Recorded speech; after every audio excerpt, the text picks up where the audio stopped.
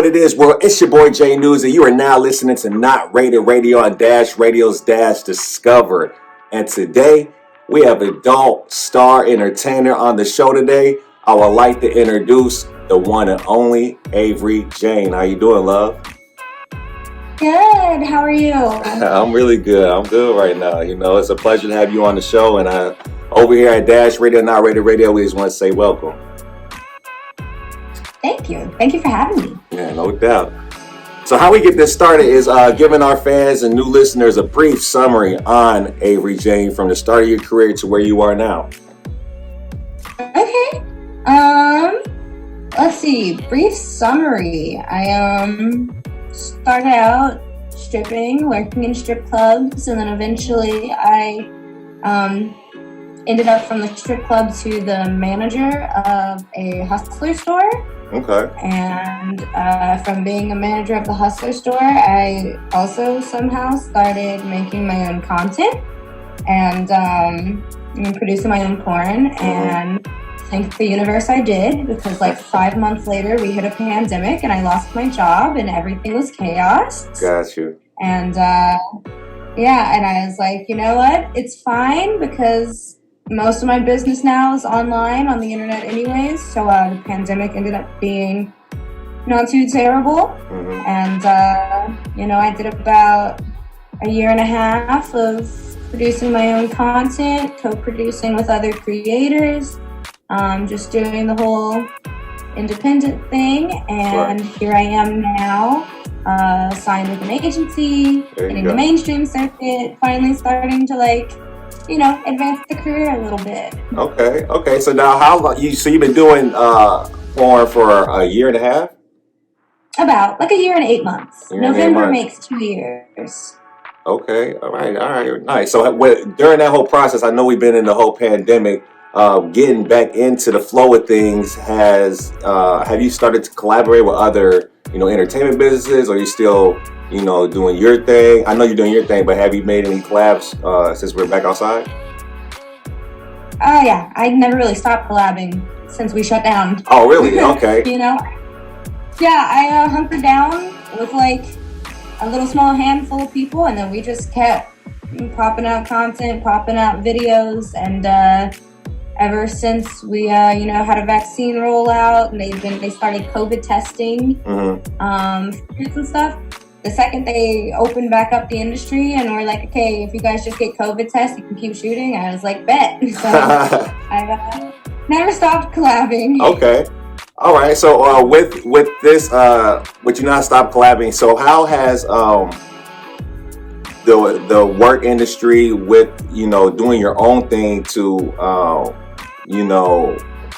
because it's a lot of money to get out there individually on your own as a content creator. So do you feel that being beneficial, being on your own, or sign with somebody? Honestly, there's benefits to both. Okay. The independent route, I get full control over creativity, who I work with, what I do, when I release the content, how I promote the content, and I've kind of already built a brand for myself and have my websites up and have a nice good steady thing going. But then on the other hand, it's beneficial for me to have an agent, because, they have the connections to the mainstream companies that can book me that I otherwise wouldn't be able to reach. That creates more exposure, gets my name out more, and brings people back to me and my sites and my stores and what I'm doing independently. So they kind of help each other out, and then me doing the independent stuff and producing my own content allowed me to have something to show. Gotcha. That way now when, producers come to check me out, directors come to check me out, even the agency came to check me out, it's like, here, I'm doing stuff, here's what I can show you, what I can do. So they're both beneficial for me. I like having both options. Okay, that sounds dope. I like to hear that, what the other side is like, if it's better to be beneficial signed to somebody or doing it independently. So that's good to hear. And, also interesting to hear as well to see what type of, situations you like to go into. Now, for our listeners and our new listeners out there, what type of content do you like to create? So I mostly produce hardcore anal content. Okay. That is my niche. I do a lot of gangbangs, group stuff, DPs. Just the more hardcore, the better. A lot of kink stuff. I kind of just do it all. I work a lot with like, I'll do like bi content with bi men. I work with trans people. Okay. So a lot of like hardcore straight content, but also a lot of queer content. So I kind of just do everything. Oh, okay. So is the hard content just because something of your preference? Or is it like you always been into that type of thing? Or Yeah. okay, all right, that's Yeah, cool. pretty much everything I do is stuff that I enjoy in my personal life. And so, I was like, well, that's what I do for fun anyways. Why not just video it and make a career out of it? Oh, okay, I hear you. All right, I like that. Now, with all this, being in an adult entertainment field, when it comes to like, I guess your friends and family, do they have any concerns about that, or do they care at this time, or how do what's the situation behind that? Yeah, my family, they found out recently. They found out like a couple months ago. And, what's beeping? Anyways, they found out a couple of months ago, and they're having a real hard time with it. It's kind of getting a little better. But, they're concerned. They don't quite understand how the industry works. To them, it's still that like stigma of like, oh my God, the porn industry. Like, Right. they probably have you like, in someone's basement, like, and they're drugging you and taking advantage of you. Beeping? Can you hear the beeping? Yeah, we can hear the beat. Yeah, just a little bit, but I feel like I can phase that out. Okay, I'm like, of course, it's been like quiet as all hell in the neighborhood until we hop on this. Right. But yeah, no, I just kind of have to like walk my family through it and explain to them like I'm my own boss. I literally pick and choose who I work with, what I do, the content I produce, how I promote it, where it goes. I'm not on drugs. I'm sober. Nobody's forcing me to do anything. No one's taking advantage of me. Like, I just kind of have to explain to them like it's an industry, just like every other industry. Just like there's the fast food industry and the entertainment industry and Hollywood and all this. I was like, it's just another work industry. It's just a job. Yeah, and I feel like a lot of, 'cause I talk to a lot of adult entertainers, and they have different stories of why they entered the business, and they always say like, at the end of the day, because I was going to, and further in the interview, ask a question about any advice to any lady or a young man out there that want to get into this industry, like anything that they should look forward to and things like that, because a lot of like I'm saying, like a lot of people I was interviewing, they were saying that it was different from all aspects of it, just like doing, they wanted to do it, but their family member, they come up from like Christian homes and stuff like that, so it was just like real hard to like break from. So it's just always interesting in people's stories on that. But yeah, going into my next question though, what would you have for any advice for anybody that's trying to enter that field? Well, like you just said, the family thing, my advice is you just have to accept the fact that your entire family will see you get gangbanged. They will see all of it. They will see all of the intense stuff that you don't want them to see. So Right. You have to be okay with knowing that every single person in your personal life will know exactly how you have sex. And then that'll kind of cut out your chances for other stuff in the future. So just be prepared for an entire lifestyle change. Doing this publicly will definitely change the trajectory of the rest of your life.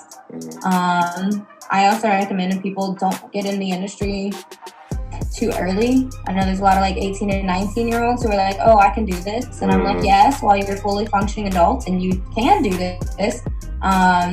Mentally and emotionally, to me, it just makes more sense to wait a few years to really learn who you are, because your boundaries are going to get tested. Your boundaries for yourself, they're going to get pushed. People are going to try to, use you for what they need. So you just have to have strong boundaries. You have to have a strong sense of self. To all the men trying to get in, honestly, my advice is don't. We have a lot of men, especially in the day and age of like OnlyFans and now everyone with an iPhone is a content creator and a Right. porn star. So, that leaves space for a lot of predatory behavior, a lot of inappropriate behavior. It's a lot of people, I think, who are trying to explore their sexuality and fulfill their like relationship needs Mm. in porn. And so my advice is don't join the porn industry looking for a boyfriend or girlfriend. Don't enter here thinking that this is the key to your happiness of finding your forever love. Right. It's porn. We fuck on camera for money. You're not, I'm just like, a lot of people, be clear of your intentions and what you're trying to get out of life, because if you're trying to get something out of porn, you might be looking in the wrong place. That part. So be aware of what y'all doing. You heard it first from her. You know what I'm saying? So yeah, you got to do that. But moving right along with this, gave us a little brief summary about what you got going on, what you're all about with the creating of your content. So now, what is the next steps that you have further coming on for the future that you want to let everybody know about? My next steps are just to kind of continue pushing into the mainstream, to work with more companies, get my name out there more, build my brand a little bigger. Eventually, I'll probably work on some merch, get some cute stuff for people to wear. And then eventually, I would like to move into the production side of things, running my own production company and hosting events. Just to kind of grow and take more leadership roles in the industry, because I love performing, but I also just want to like make the industry a little bit of a better place for other performers as well. So I'm coming for the big leagues. So I want to do it all. When you say a better place, what do you it's like fix what's going on in the industry as is going on right now, or elaborate more on that? Yeah, every industry like has its things, and it can be tweaked and can be bettered. And I feel like just as we change as a society and as there's like social growth and things change socially, I think it's just important for the porn industry to kind of keep up with that, because this industry kind of is like setting the example for everyone else. Okay. Like the mainstream producers who control majority of the porn that's out there on the internet. Whatever they produce, whatever kind of content they produce and put out into the world, that's kind of what the general population takes and sees like as the norm. So if you're putting out, super racist content and everything in porn is like hella racist, that'll translate out in the real world. People in the real world will take that and be like, so that's how it's supposed to be. That makes it okay. These people are doing it and they're getting paid to do it. That makes it okay. But it's like if we as the creators take control and change the narrative, and we're like, hey, this is actually the kind of porn that we want to put out, where you can still like explore your fantasies and explore these things, but without, offending literally everybody. We can do that. We have the power to shape and change things, and I'm already starting to see it. Even in the past couple of years, like there's so many people just like doing good work. We're getting more like female producers and female directors, more Black directors, just kind of a little bit more inclusive instead of like, the same shit. Right, the same shit. Exactly, like just even like on a personal level with my content, I make sure to make it a point to I don't focus too much on race, or I only fuck BBCs, or this and that. My content is more like, I'm a whore. Look at this clusterfuck of beautiful people that I like to have sex with, no matter, what their body looks like, no matter what their gender identity is, no matter what their race is. That's not really a factor for me. Okay. I just like to see sexy people have a good time. Okay. So, I want to kind of take that into the industry and be like, look, you don't have to have entire sites dedicated to like, interracial this, or like, and I feel like they have a lot of that though. It's just like, like you said, the same thing, but what you just described to the listeners and me is just, okay, you got some that you bring in your own world into this entertainment industry, and you bring your own flavor to the game. Exactly. It's always fun. Like a lot of like male performers will want to work with me because they're like, oh look, like hot porn chick, I want to work with her. Mhm. And then they'll like see my content and they'll be like, oh, you're like working with like gay men and like women with dicks. And I'm like, yeah, you still want to fuck? Like, I'm gonna make you face those things and make you think about it and wonder and question why it makes you feel a weird way. And you're conflicted as to like, ew, I don't want to go near that, but also I still really want to have sex with her. So I'm kind of just like, yeah, like we can bridge the gap, guys. We can. It's possible to do. And if we are giving that to the fans, they're going to change with the times and they're going to change with what we're giving them. I think a lot of the production side gets paranoid that like, well, this is what the fans want, so this is what we have to give them. But I'm like, no, the fans want it because that's what you've been giving them consistently for the past 20 years. If you switch it up on them, I promise it'll flow. Well, we got a little bit about you, you know, in the adult entertainment field, what you like, what you got going on. Now tell us a little bit before wrapping up, what are your personal hobbies when it's not coming to doing, you know, adult content? Let's see, my personal hobbies. I like to pole dance. Okay. It's a great workout. It's fun. It's sexy. I learned a lot from stripping, so I like to pole whenever I can. I just like to dance in general. I grew up, you know, like doing ballet and all that stuff. So anytime I like can pop in a dance class or like get together with friends and just kind of jam out, we'll do that. I mostly just like to socialize. You know, I like house parties. I like to meet up with friends, kick it, smoke a blunt, chill. Honestly, I'm just real chill. Like, my thing is connection with people. So, stuff I do for fun is literally anything involving people. You know, bowling, go to the movies, go to dinner. I will always go to dinner with someone. I love eating. What is your eat. my two questions are: what is your favorite? What type of weed smoker are you? Or indica, sativa, or hybrid? And what type of food do you like to eat?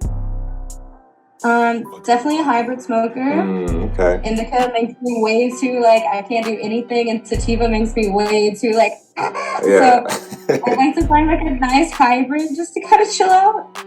And favorite food.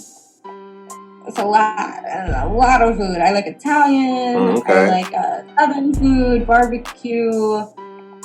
Anything that's like classic American steakhouse too. So I eat everything. I eat like a lot of just regular old pizza, burgers, fries, steaks. Just the whole smorgasbord. It's all of it. Yeah, just get it all. I dig it.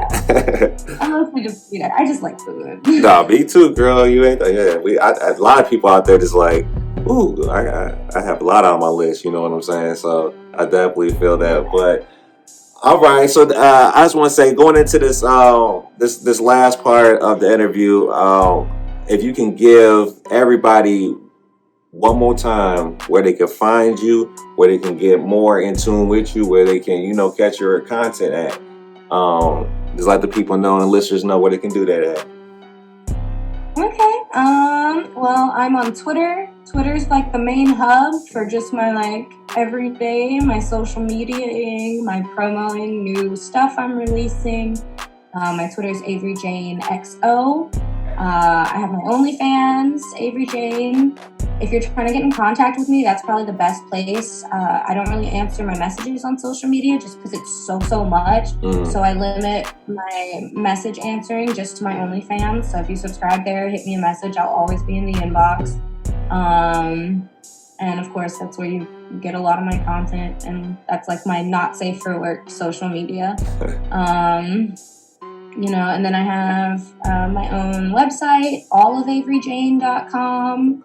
And any of my stuff that you want to download, and any of like my full videos that you're trying to download, that one is averyjaneXXX.com.